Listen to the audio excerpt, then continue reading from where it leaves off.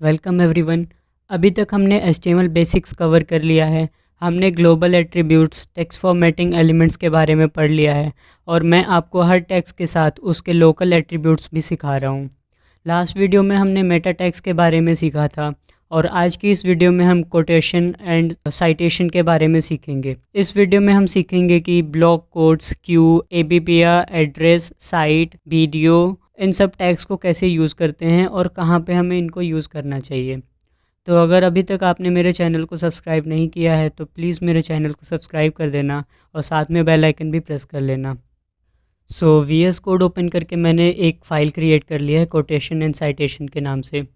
और अब मैं बॉयलर प्लेट जनरेट कर लेता हूँ। बॉयलर प्लेट जनरेट करने के लिए आप एक्सक्लेमेशन मार्क उसके बाद से एंटर प्रेस कर सकते हैं।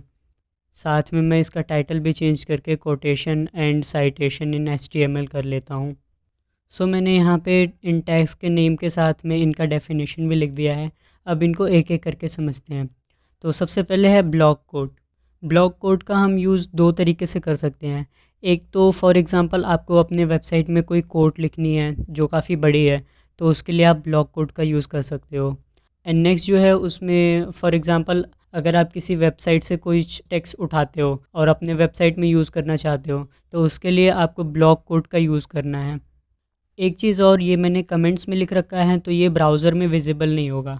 आप किसी भी चीज़ को कंट्रोल और फॉरवर्ड स्लैश के साथ में कमेंट कर सकते हैं और सेम कंट्रोल और फॉरवर्ड स्लैश यूज़ करके अनकमेंट कर सकते हैं। आप मैन्युअली भी लिख सकते हैं। सो आप देखोगे ब्राउज़र में कुछ भी शो नहीं हो रहा है। सो अब ब्लॉक कोड को देख लेते हैं। यहाँ पे मैंने लिखा ब्लॉक कोड और इसके अंदर कुछ मैं कंटेंट लिख देता हूँ।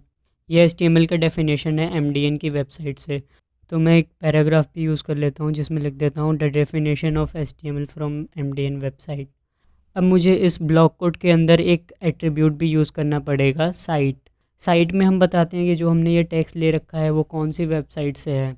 तो यहाँ पे उसका एड्रेस डालेंगे हम। तो यहाँ पे मैं MDN की वेबसाइट का लिंक डाल देता हूँ।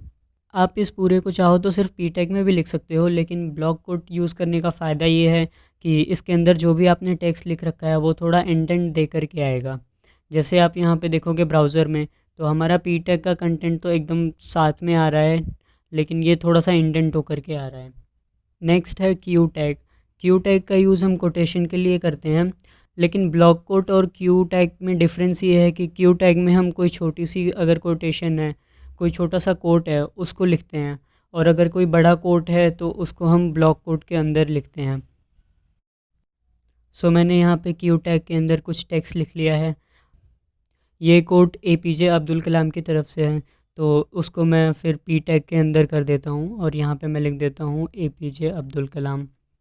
सो अब आप यहाँ ब्राउज़र में देख सकते हो कि क्यू टैग के अंदर जो भी कंटेंट हमने लिखा था वो डबल कोट्स के अंदर आ रहे हैं। स्टार्टिंग में भी डबल कोट है और एंडिंग में भी डबल कोट है। तो क्यू टैग यूज़ करने का ये फ़ायदा होता है। अगर आप कोई भी कोट अपनी वेबसाइट में यूज़ कर रहे हो तो आपको क्यू टैग ज़रूर यूज़ करना चाहिए। ये एक अच्छी प्रैक्टिस है। नेक्स्ट है ABBR टैग। इसका यूज़ हम एब्रीवेशन और एक्रोनिम के लिए करते हैं। फॉर एग्ज़ाम्पल आपको अपनी वेबसाइट में कोई शॉर्ट फॉर्म यूज़ करना है तो उसके लिए आप ABBR टैग यूज़ कर सकते हो। फॉर एग्ज़ाम्पल यहाँ पे मैं p टैग के अंदर टेक्स्ट लिख लेता हूँ, CIA triad is a model in cyber security to achieve goal for security. इसमें CIA मेरा जो है वो शॉर्ट फॉर्म है, और किस चीज़ का शॉर्ट फॉर्म है उसको मुझे यहाँ टाइटल टैग के अंदर लिखना पड़ेगा। तो यहाँ मैं लिख देता हूँ कॉन्फिडेंशियलिटी, इंटीग्रिटी और अवेलेबिलिटी। अब इसको ब्राउज़र में देख लेते हैं। आप देख सकते हो यहाँ ब्राउज़र में CIA के नीचे कुछ डॉट डॉट से आ रहे हैं। तो यहाँ ब्राउज़र ने थोड़ी सी स्टाइलिंग दे दी है इसको। और जब आप यहाँ पे होवर करोगे तो आपको एक टूल टिप नज़र आएगा जिसमें जो हमने टाइटल में लिख रखा था वो चीज़ शो हो रहा है। तो अगर आप कोई शॉर्ट फॉर्म यूज़ कर रहे हो, एक्रोनिम, तो आप उसके लिए एब्रीवेशन टैग को यूज़ कर सकते हो। नेक्स्ट टैग है एड्रेस टैग। इस टैग की हेल्प से हम डॉक्यूमेंट के जो भी ऑथर या ओनर होते हैं उनके कॉन्टैक्ट इन्फॉर्मेशन को लिखने के लिए करते हैं। फॉर एग्ज़ाम्पल यहाँ पे मैंने लिख लिया है written by Ashish Sharma, contact us at, और नेक्स्ट लाइन के लिए मैंने BR टैग यूज़ किया है।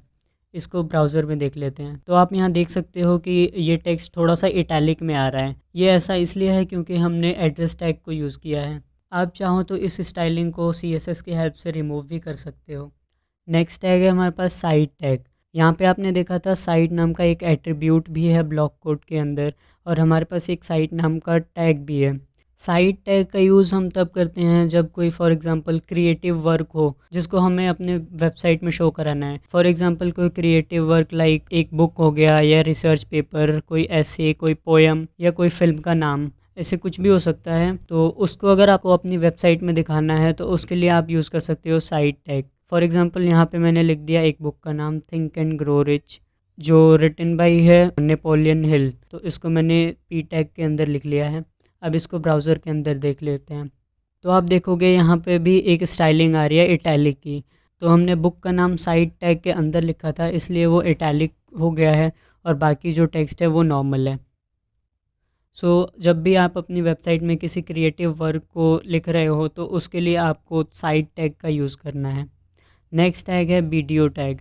वीडियो टैग का यूज़ आप अपने टेक्स्ट को रिवर्स करने के लिए कर सकते हो। इसमें एक dir नाम का एट्रीब्यूट भी होता है जिससे हम बताते हैं कि कौन सी डायरेक्शन होगी। इसकी वैल्यू या तो लेफ़्ट टू राइट हो सकती है या फिर राइट टू लेफ़्ट हो सकती है।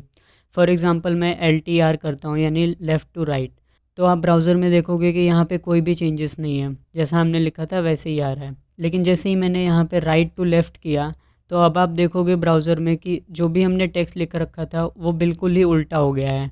हमारा पूरा का पूरा टेक्स्ट रिवर्स हो गया है। तो अगर आपको कुछ ऐसा करना है तो आप वीडियो टैग को यूज़ कर सकते हो। इन टैग्स के अलावा भी और भी कमाल के बहुत सारे टैग्स हैं HTML में। उनको मैं इस प्लेलिस्ट में इंक्लूड नहीं करूँगा, लेकिन शॉर्ट वीडियो में आपको सिखा दूँगा उन टैग्स के बारे में भी। सो इस वीडियो के लिए बस इतना ही। मिलते हैं नेक्स्ट वीडियो में। अगर वीडियो अच्छी लगी हो और इन्फॉर्मेटिव लगी हो तो प्लीज़ वीडियो को लाइक कर देना और चैनल को सब्सक्राइब करना मत भूलना। Thank you so much guys for watching.